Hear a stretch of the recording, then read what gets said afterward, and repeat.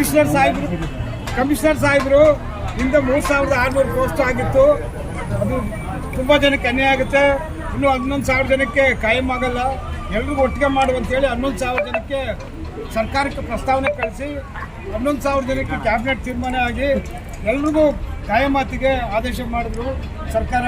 ಅದರಲ್ಲಿ category roster ಪದ್ಧತಿನ ತಂದಿದ್ರು.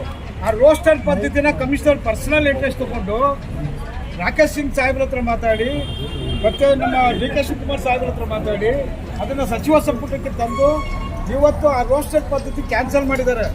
ಎಲ್ಲ ಕೆಲಸ 11,000 ಪೋಸ್ಟನ್ನು ನಮ್ಮ ಸಮಾಜಕ್ಕೆ ನಮಗೆ ಕೊಡೋದಕ್ಕೆ ಕಮಿಷನರು ಭಾಳ ಕಾರಣಕರ್ತರಾಗಿದ್ದರು, ಭಾಳ ಶ್ರಮ ಪಟ್ಟಿದ್ದಾರೆ. ಹಾಗಾಗಿ ಅವ್ರಿಗೆ ನಮ್ಮ ಇಡೀ ಸಮಸ್ತ BBMPಯ ಎಲ್ಲ ಬಹುಕಾರ್ಮಿಕರಿಂದ ಕಮಿಷನರ್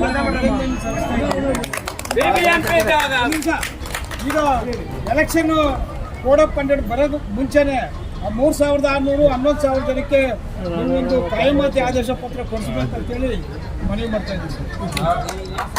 ತಕ್ಷಣ ಈ ಆದೇಶ ಬಂದ ತಕ್ಷಣನೇ ಬರುತ್ತೆ ಸರ್. ನಾವು ನಾಳೆ ಬಂದು ನಾಡಿದ್ದು ಇದು ಮಾಡ್ಬೋದು, ಇವತ್ತೇ ಆದೇಶ ಬರುತ್ತೆ sir. Thank you sir. Commissioner ಸಾಹೇಬ್ರಿಗೆ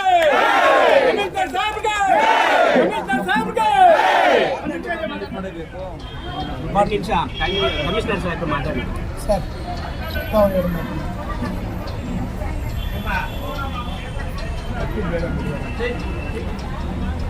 ಸರಿ, ತಾವು 2 ಹಿತವಚನಗಳು ಹೇಳಿ ಸರ್. ನಮ್ಮ ಪೌರ ಕಾರ್ಮಿಕರು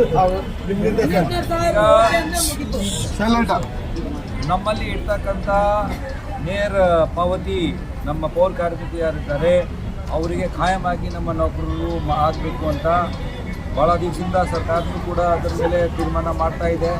ಆದರೆ ಕೆಲವು ತಾಂತ್ರಿಕ ಅಡಚಣೆಗಳಿಂದ ತೊಂದರೆಗಳಿಂದ ಈ ಎರಡನೇದಾಗಿ ಏನು 11,500 ಅಷ್ಟು ಪೌರ ಕಾರ್ಮಿಕ ಪಡೆಯಲಿಕ್ಕೆ ಒಂದು ಆದೇಶ ನೀಡಿದರು. ಅದರಲ್ಲಿ ಸ್ವಲ್ಪ ಹೆಚ್ಚು ಕಡಿಮೆ ಆಗಿರುವುದರಿಂದ ತೊಂದರೆ ಉಂಟಾಗಿತ್ತು. ಅದನ್ನು ಈ ಲಾಸ್ಟ್ ಕ್ಯಾಬಿನೆಟ್ನಲ್ಲಿ ಅದರ ಮೇಲೆ ತೀರ್ಮಾನ ಆಗಿರುವುದರಿಂದ ಅದರಂತೆ ಹೇಗೆ ಸರ್ಕಾರದ ಆದೇಶ ಬರುತ್ತೆ ತಕ್ಷಣವೇ ನಾವು ಕಾರ್ಯತಾಗಿ 2-3 ದಿವಸ ಒಳಗಾಗಿಯೇ ನೋಟಿಫಿಕೇಶನ್ ಇಶ್ಯೂ ಮಾಡ್ತೇವೆ.